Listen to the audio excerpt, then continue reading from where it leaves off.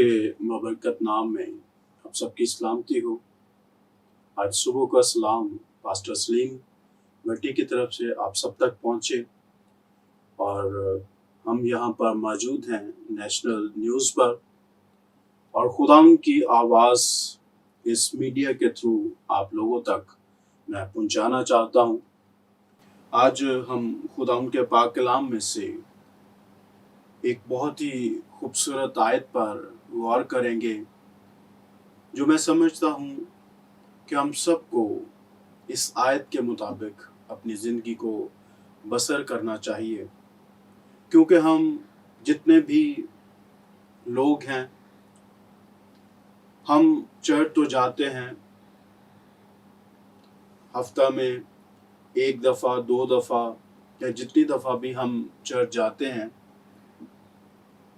तो मैं आज आपकी तवज्जो इस बात पर दिलाना चाहता हूँ कि क्या आप खुदाउन के घर में जब जाते हैं, जो इबादत आप करते हैं, क्या वो माकूल इबादत कहलाती है? क्योंकि अगर वो इबादत माकूल नहीं है, खुदा को पसंद नहीं है, तो मैं ज़ाती ख्याल ये करता हूँ कि फिर उसका कोई फ़ायदा हासिल नहीं होता जब तक हम खुदाउन के पाक कलाम के मुताबिक हम इबादत नहीं करते। तो जितने सुनने वाले नाजरीन हैं वो मेरे साथ निकालें रोमियो उसका 12वां बाब और मैं पहली आयत पढ़ूंगा। खुदाउन के पाक कलाम में यूं लिखा है, बस ए भाइयों, मैं खुदा की रहमतें याद दिलाकर तुमसे इल्तमास करता हूँ कि अपने बदन ऐसी कुर्बानी होने के लिए नजर करो जो जिंदा और पाक और खुदा को पसंदीदा हो, यही तुम्हारी माकूल इबादत है। अजीजों, इस आयत में हमें बहुत ही खूबसूरत अल्फाज मिलते हैं और इसमें हमारी इस्लाह की जा रही है कि हम कैसी इबादत करें। और पौलुस रसूल जब ये ख़त लिखता है, इल्हाम से लिखता है, तो बड़े खूबसूरत आगाज से, अल्फाज से वो लोगों को समझाने की कोशिश करता है या वो अपना मैसेज उन तक कन्वे करना चाहता है कि बस ए भाइयों।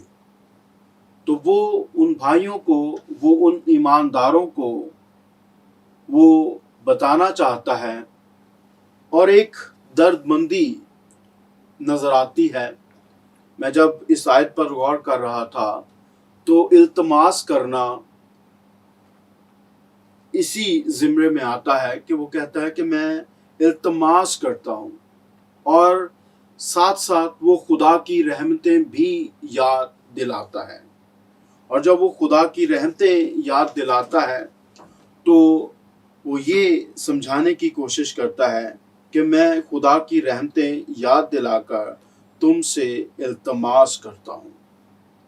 और जब हम देखते हैं कि पुराना अहदनामा में हमें बहुत सारी कुर्बानियों का जिक्र मिलता है जो कि उस वक्त यहूदी लोग जो है वो कुर्बानियाँ चढ़ाते थे खताओं की, और इस तरह बहुत सारी कुर्बानियों का मैं वो उस तरफ नहीं जाऊंगा, लेकिन आप इस बात पर यकीन कीजिए कि वो बहुत सारी कुर्बानियाँ अदा करते थे।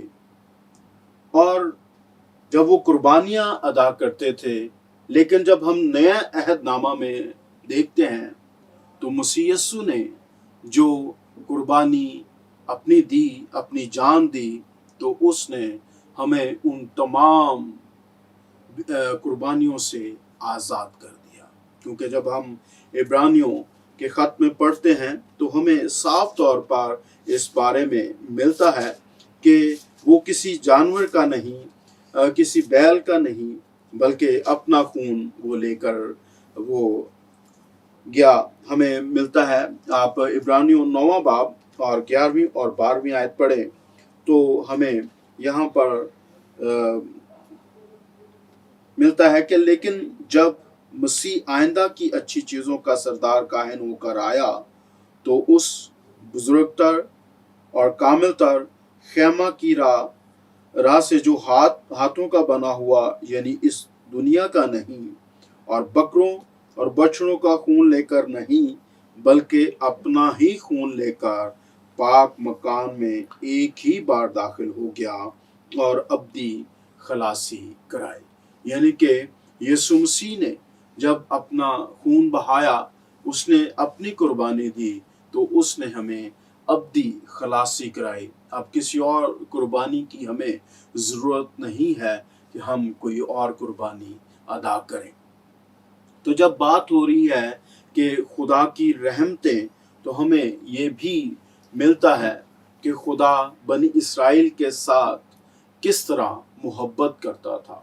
जब वो गुलामी की हालत में थे तो खुदा ने उनको अपने कवी हाथ से उनको वहाँ से निकाला। और हम सब इस बारे में जानते हैं। अगर नहीं जानते तो खुदा का कलाम आप पढ़ें, खरूज की किताब पढ़ें तो देखें कि किस तरह खुदा ने मूसा को चुना और उसके हाथ से बनी इसराइल को जो है वो आज़ाद करवाया। और वो गुलामी की हालत में थे, वो पिस रहे थे, लेकिन खुदा ने उनको देखा, उन पर गौर किया और चूंकि खुदा मोहब्बत करता था और खुदा ने उनके बाप दादा से वादा किया हुआ था, उस वादे को पूरा करने के लिए खुदा ने उनको वहां से निकाला। आप निकाले मेरे साथ इस्तिस्ना। और इस्तिस्ना की जब हम ये आयात पढ़ते हैं तो हमें मिलेगा कि खुदा उनसे कितनी मोहब्बत करता था।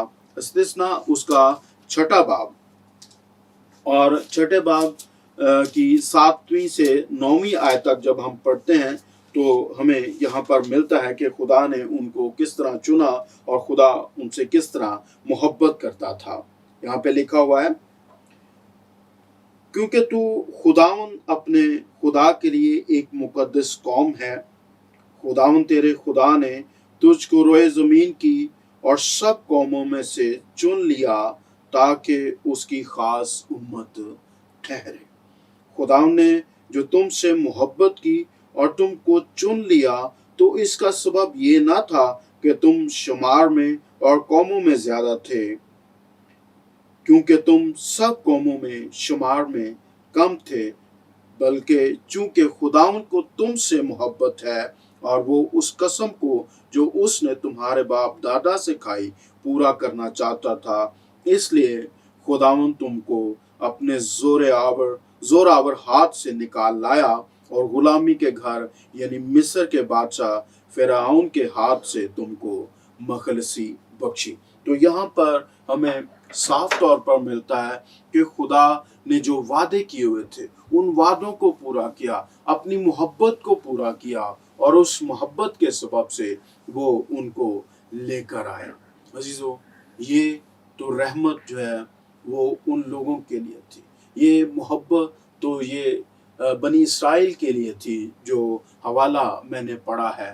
लेकिन मैं आपको ये बताना चाहता हूँ कि खुदा आज मुझसे मोहब्बत करता है, खुदा आपसे मोहब्बत करता है। उसकी रहमत जो है वो सारी दुनिया के लिए है।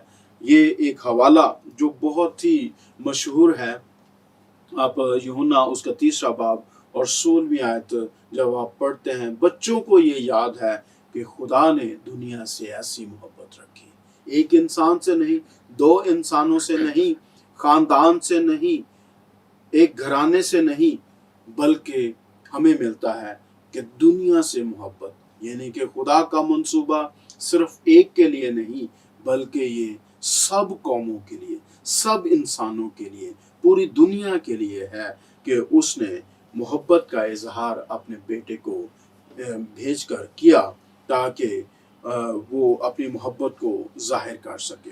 अजीजों, ये है खुदा की मोहब्बत और उसने हमें नए सिरे से पैदा किया ताकि हम हमारे अंदर नई उम्मीद पैदा हो।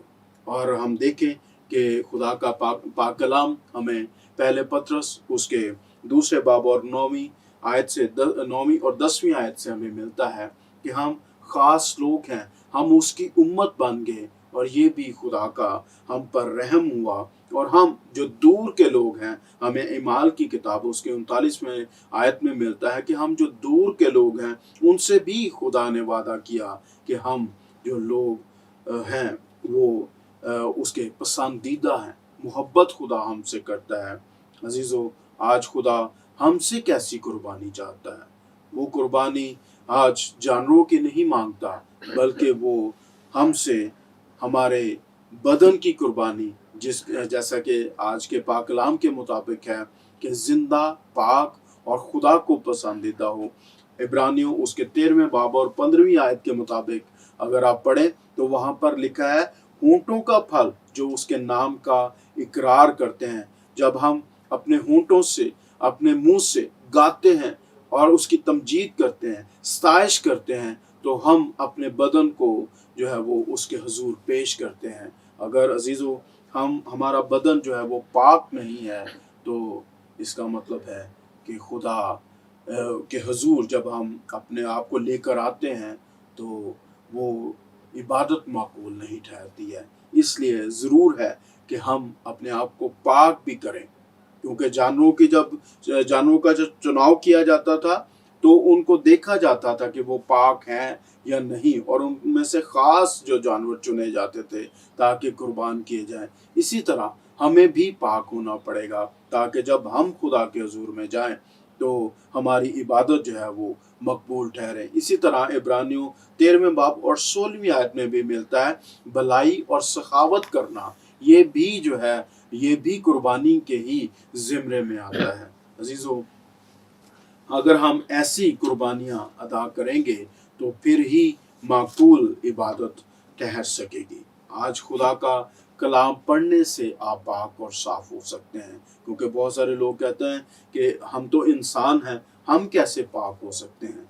आप खुदा के पाक कलाम को जब अपने दिल में रखेंगे तो उसके वसीला से, खुदा के पाक कलाम पर अमल करने के वसीला से, सुनने के वसीला से आप पाक साफ हो जाएंगे, और फिर जो है वो आप मकबूल कुर्बानी अदा कर सकते हैं। अजीजों, मैं आज आपको बताना चाहता हूँ कि ऐसे वक्त ज़ाया ना करें। जब भी आप खुदावंद की इबादत करें, दिल के साथ, शौक के साथ, खुशी के साथ, और अपने आप में टटोलें, क्या हम पाक और साफ हैं? क्योंकि खुदा पाक है और वो जो परस्तारों को भी ऐसे ही ढूंढता है कि वो भी पाक और साफ हो, तो ही आपकी इबादत जो है वो माकूल ठहरेगी। बहुत सारे लोग जाते हैं और टाइम ज़ाया कर लेते हैं, जाते हैं बस किसी के कहने पे या मजबूरी के तहत, लेकिन खुदा का पाक कलाम आज हमें ये कहता है कि हम जिंदा, पाक और खुदा को पसंदीदा इबादत करें। खुदा आप सबको इस कलाम के वसीला से बहुत ज़्यादा बरकत बख्शे। आमीन। आए अजीज़ों, हम अपनी आंखों को बंद करें और इस पाक कलाम के लिए हम खुदा बाप का शुक्र अदा करें। ऐ कदूस मेहरबान बाप खुदा, हम तेरा शुक्र अदा करते हैं कि खुदा तूने आज का दिन हमें बख्शा है। इस पाक कलाम के लिए हम शुक्र अदा करते हैं जो कि खुदा हमारी रहनुमाई करता है, जो कि चिराग का काम करता है।